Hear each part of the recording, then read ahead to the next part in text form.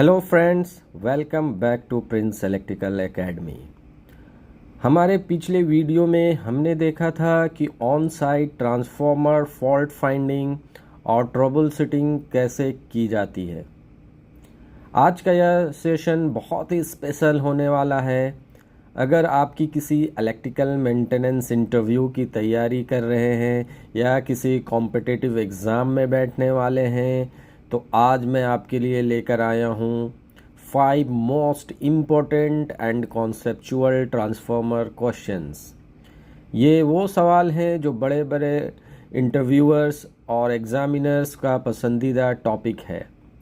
Video को बिना skip किए पूरा देखिएगा क्योंकि आज आपके कई सारे कोर कॉन्सेप्ट्स क्लियर होने वाले हैं। तो चलिए शुरू करते हैं।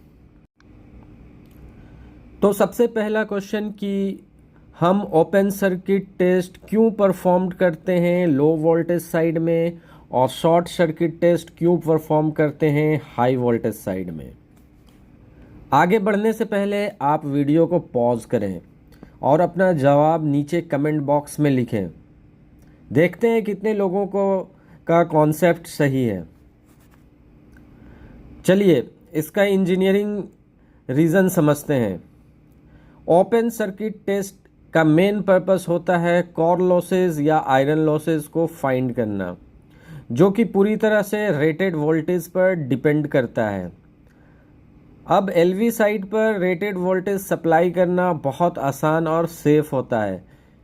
इसके लिए हमें कोई बहुत भारी या महंगे टेस्टिंग इक्विपमेंट की ज़रूरत नहीं पड़ती। दूसरी तरफ शॉर्ट सर्किट टेस्ट का काम होता है फुल लोड कॉपर लॉसेस को कैलकुलेट करना, जो कि करंट पर डिपेंड करता है। अगर हम यह टेस्ट एचवी साइड पर करेंगे तो वहाँ वोल्टेज ज़्यादा होने की वजह से रेटेड करंट की वैल्यू बहुत कम होती है। इसका मतलब हमारे टेस्टिंग सोर्स और एमीटर को बहुत ज़्यादा हैवी करंट हैंडल नहीं करना पड़ेगा। सिंपल शब्दों में कहें तो ये पूरी तरह से सेफ्टी, कन्वीनियंस और इक्विपमेंट रेटिंग का मामला है। सेकंड क्वेश्चन है कि क्या होगा अगर हम ट्रांसफार्मर प्राइमरी वाइंडिंग को डीसी सप्लाई से कनेक्ट करते हैं।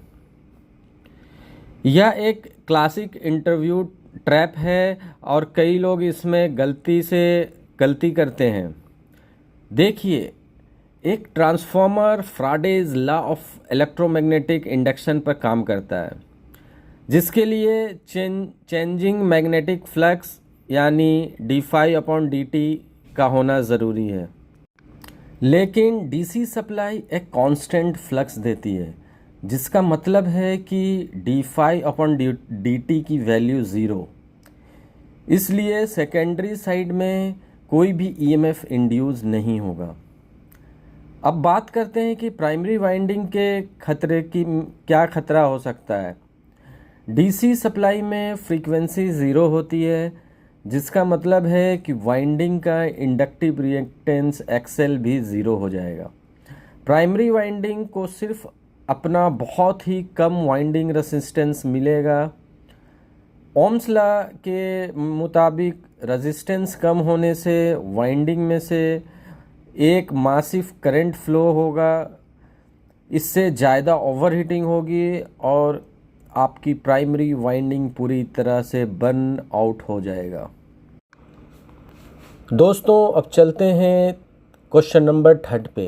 क्वेश्चन नंबर 3 है कि क्या बुचोल्स रिले को हम प्रोटेक्शन पर्पस के लिए यूज़ करते हैं एयर कूल्ड और ड्राई टाइप ट्रांसफार्मर में।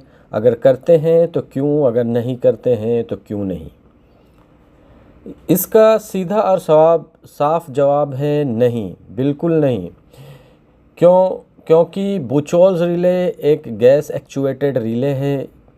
यह पूरी तरह से इस बात पर काम करता है कि जब ट्रांसफार्मर के अंदर कोई इंटरनल फॉल्ट होगा तो ट्रांसफार्मर इंसुलेटिंग ऑयल डिकम्पोज होकर हाइड्रोजन और कार्बन मोनोऑक्साइड जैसी गैसेस बनाएगा। ये गैसेस ऊपर उठकर रिले के फॉल्ट स्विच को ट्रिगर करती है। लेकिन जो हमारे ड्राई टाइप या कास्ट रेजिन ट्रांसफार्मर होते हैं, इनमें इंसुलेशन के लिए ऑयल का इस्तेमाल ही नहीं होता। वहाँ एयर या सॉलिड रेजिन होता है। जब ऑयल ही नहीं होगा तो गैस फॉर्मेशन नहीं होगा और बुचेल्स रिले वहाँ काम ही नहीं कर पाएगा। क्वेश्चन 4 जो कि अक्सर इंटरव्यू में पूछे जाने वाला क्वेश्चन है कि आखिर क्यों ट्रांसफार्मर की रेटिंग केबीए में होती है ना कि केडब्ल्यू में। यह सवाल हर दूसरे इंटरव्यू में पूछा जाता है, लेकिन आपको इसका जवाब एक सिंसियर इंजीनियर की तरह देना है। ट्रांसफार्मर में 2 मेजर लॉसेस होते हैं। पहला है कोर लॉस जो सीधे वोल्टेज पर डिपेंड करता है, और दूसरा है कॉपर लॉस जो सीधे करंट पर डिपेंड करता है। यानी ट्रांसफार्मर के टोटल लॉसेस वोल्टेज और एम्पेयर पर डिपेंड करते हैं या लोड के पावर फैक्टर पर डिपेंड नहीं करता।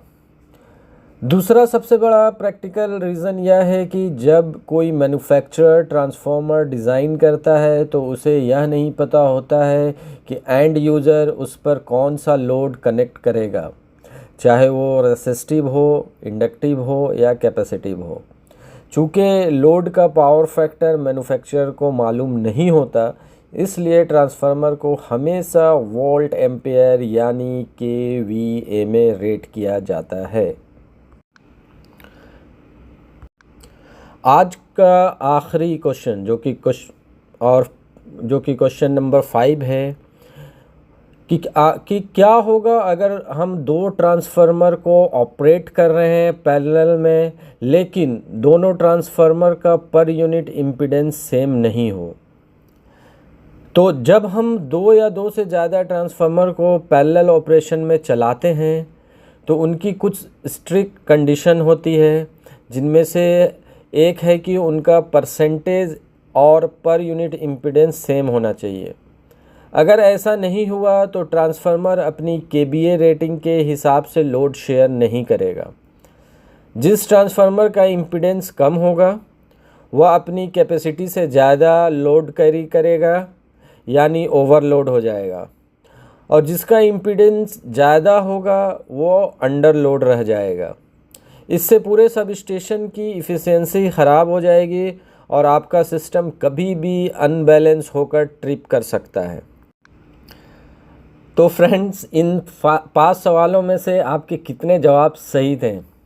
ऑनेस्टली आप खुद को जज करें। अगर आप इस सीरीज़ के पार्ट 2 को देखना चाहते हैं जिसमें हम वेक्टर ग्रुप और कुछ एडवांस मैथमेटिकल कैलकुलेशन को कवर करें, तो इस वीडियो को कम से कम एक लाइक ज़रूर दीजिए। चैनल पर नए हैं तो प्रिंस इलेक्ट्रिकल एकेडमी को अभी सब्सक्राइब कर लीजिए, ताकि ऐसे ही प्रैक्टिकल और इंडस्ट्रियल नॉलेज वाले वीडियो आपसे मिस ना हो। मिलते हैं अगले शानदार वीडियो में। तब तक के लिए keep learning, keep going. Thank you so much.